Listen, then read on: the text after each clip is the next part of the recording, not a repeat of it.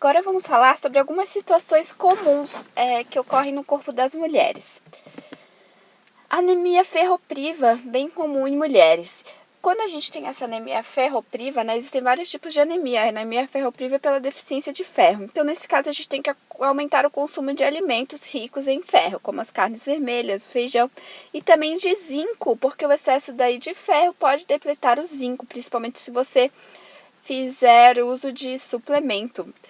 Então, fontes de zinco, por exemplo, espinafre, frutos do mar, nozes, cacau, cogumelo, gergelim, abóbora. E a vitamina C, muito importante depois de comer os alimentos fontes de ferro. Se você puder comer algum alimento fonte de vitamina C, é muito bom porque ela melhora a absorção do ferro, principalmente do ferro não M, que é proveniente das fontes vegetais, como feijão. Tá bom? Outra situação comum nas mulheres, muito comum, a síndrome do ovário policístico. O que acontece? Quando as mulheres têm essa síndrome, aumenta a resistência à insulina. Lembra que a gente viu sobre a insulina? E aí o que acontece? Pode ser que haja um ganho de peso e aumento de gordura, principalmente na região abdominal.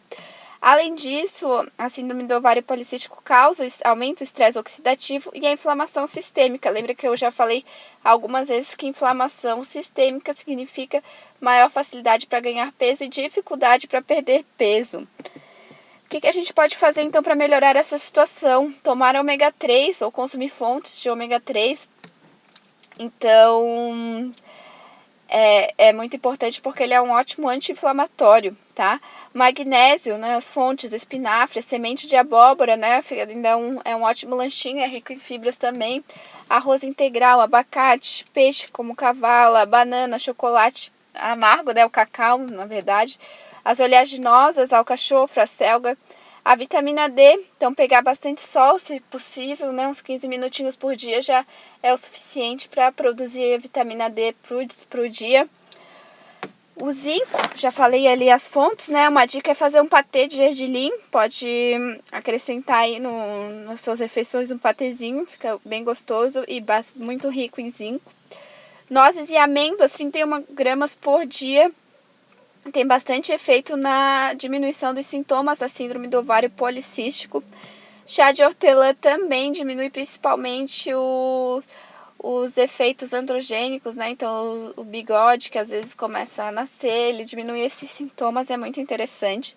E se recomenda diminuir o consumo de carboidratos e industrializados, porque eles podem aumentar a inflamação sistêmica. TPM, muitas mulheres têm bem forte, então aqueles sintomas de afeto negativo, retenção hídrica, aumento de apetite, dor, desequilíbrios hormonais, Então eu te amo, eu te odeio, isso em 1 minuto a gente consegue ter essa capacidade de amar e odiar a mesma pessoa. Algumas dicas para melhorar esses sintomas. Então, diminuir o consumo de álcool, café e sal ajuda. E consumir fontes de cálcio, como tofu, espinafre, brócolis, sardinha, gergelim, linhaça, grão de bico, aveia, chia. Alimentos fontes de vitamina B6 também vão ajudar nos sintomas da TPM. Carne bovina, peito de frango, ovos, peixe, cereais integrais, semente de girassol, nozes, feijão, banana, cenoura, abacate, espinafre, milho e batata. Viram que alguns alimentos ajudam a melhorar os sintomas da TPM e da síndrome do ovário policístico. Então, se você tem esses dois problemas, você pode consumir os mesmos alimentos, juntar aí alguns alimentos para já combater os sintomas esses dois probleminhas. Alimentos fontes de magnésio, já falei no outro slide. Óleo de prímula também ajuda bastante a melhorar os sintomas. A curcumina, o açafrão da Índia, eu já falei outra aula também, pode misturar no arroz, na couve-flor, fazer um molho de salada, colocar na pipoca. E praticar atividade física também ajuda a melhorar os sintomas da TPM. Retenção de líquidos, muito comum em mulheres, principalmente no período pré-menstrual e menstrual. Então, a dica é evitar sal, alimentos enlatados, alimentos muito industrializados, refrigerante, bebida alcoólica. E consumir chá de hibisco, cavalinha, que são diuréticos, Frutas também, como melancia, melão, limão, morango, abacaxi, também vão ajudar a diminuir essa retenção de líquidos. Compulsão alimentar, né? Algumas pessoas têm muito isso, às vezes especificamente com o alimento. Então a tintura de melissa é uma dica para diminuir a compulsão alimentar. A grifônia, ela aumenta a serotonina e aí vai fazer com que a gente tenha maior sensação de saciedade. Só não é indicado para gestantes e lactantes. Óleo essencial de lavanda também pode colocar no seu ambiente, né? Pinga aí 1, 2 gotinhas ou coloca no difusor, também já diminui a ansiedade e ajuda a diminuir os sintomas de compulsão alimentar. As unhas dizem muito sobre a nossa saúde, sabiam? Então aqui tem, depois vocês podem ler com calma esse quadrinho. Veja se vocês têm algum desses sinais aqui nas unhas. Aí aqui diz mais ou menos o que pode ser a carência, do que pode ser, ou alguma doença ligada a ela. Mas de maneira geral, uma castanha do Pará por dia já foi... já se viu os benefícios de consumo de apenas uma castanha do Pará por dia para melhorar as unhas, tá? Claro, junto com uma alimentação equilibrada, né? As gordurinhas, né, que às vezes incomodam a gente, o que a gente pode fazer para melhorar? O consumo de amendoim, tá? No final da tarde já foi... Estudos mostram que ajuda a diminuir as gordurinhas. Comprem um que tenha o selo pró-amendoim, que quer dizer que ele é livre de fungos, então é mais garantido. E aí você compra e torra em casa e consome no final da tarde. Chá de hibisco também ajuda bastante a combater aí as gordurinhas. Chá de carqueja, excelente, pode tomar aí todo dia, 2, 3 meses, até o seu corpo não aguentar mais, porque o chá de carqueja é assim, quando chega a hora de parar, o seu corpo mesmo não consegue, você não consegue mais tomar. O óleo de coco, ótimo, então, principalmente se for antes do exercício físico, toma aí uma colherinha de óleo de coco e vai fazer exercício, você vai ver que vai queimar bastante caloria, vai suar bastante. O gengibre também, a canela, né, só lembrando de novo que as gestantes têm que tomar cuidado. Clorela, lembra que a gente viu?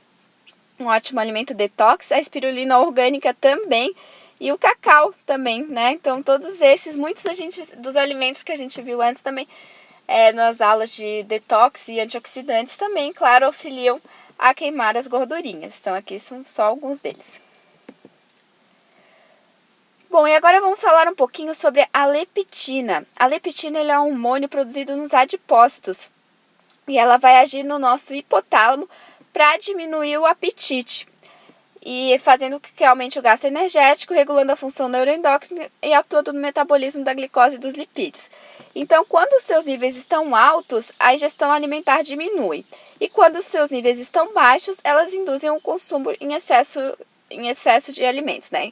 Ou seja, ela é o hormônio da saciedade. Quando você está saciada, aumento da produção da leptina, a gente para de comer. Quando a gente tá com fome, diminui a produção de leptina e a gente vai lá e come. Só que o que acontece? Ela é produzida pelo tecido adiposo. Então, teoricamente, quanto maior o percentual de gordura corporal que a pessoa tem, menos fome ela deveria ter, né? Porque a produção de leptina dela é maior. Só que acontece que as pessoas que têm maior percentual de gordura, apesar de possuírem maior quantidade de leptina, elas têm gerar uma resistência à leptina, ou seja, a leptina não consegue mandar o recado dela de que o organismo está saciado, não precisa mais comer. Então, as células do hipotálamo não recebem esses sinais da leptina para ela parar de comer, para você parar de comer. Aqui a gente tem um quadrinho mostrando mais ou menos, não é um resuminho. Então, quando a gente tem quantidade suficiente, né, diminuição ou aumento da quantidade de gordura, a leptina informa ao cérebro e o cérebro dá a ordem de parar de comer. O que acontece? A gente se sente saciado, aumenta ou diminui o apetite e aí a gente consegue manter o peso que você gostaria, né, o peso ideal. Quando tem um excesso de gordura e excessiva quantidade de leptina em circulação, ocorre então essa resistência à leptina. Então a leptina ela não consegue informar o cérebro que está na hora de parar de comer. E aí o cérebro, ele continua, né? Continua dando ordem para você continuar comendo. Então a fome continua e aí ocorre aumento contínuo do peso. E quando você também está numa dieta restritiva, num regime de valor calórico, ou com desequilíbrio dos nutrientes essenciais, o cérebro percebe que a leptina informa o cérebro que está na hora de parar de comer, mas o cérebro percebe a falta desses nutrientes essenciais e continua dando a ordem para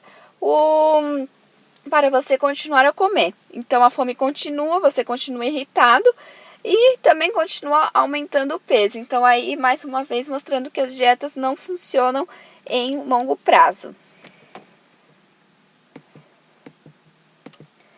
Como então que a gente pode fazer para aumentar, né, para melhorar o funcionamento da leptina, aumentar a sua quantidade e diminuir a resistência dela no hipotálamo? O chá verde é ótimo para modular a leptina, o suco de uva tinto integral também. Diminuir um pouco os alimentos processados, os carboidratos, porque eles os processados, né, industrializados, costumam conter frutose, né, o xarope de milho. Esse xarope de milho inibe os receptores de leptina. Então, aí acontece a resistência à leptina, ela não exerce sua função de saciedade. Aumentar a quantidade de proteínas, fibras e zinco. Então, aqui as fontes de zinco, a gente já tinha falado antes, né, do patê de gergelim. O ômega 3, de novo, o ômega 3 aqui, então além de ser um anti-inflamatório, ele aumenta a sensibilidade à leptina, é o contrário da resistência. Então, com uma quantidade menor de leptina, ela já vai funcionar melhor, né? Então, vai se ligar com mais facilidade aos seus receptores e mandar o sinal de saciedade para o cérebro. Relaxar também é ótimo para modular a leptina e fazer exercício físico sem excessos, é claro. Então é isso. Aguardo vocês no próximo vídeo para a gente ver os desafios. Até já!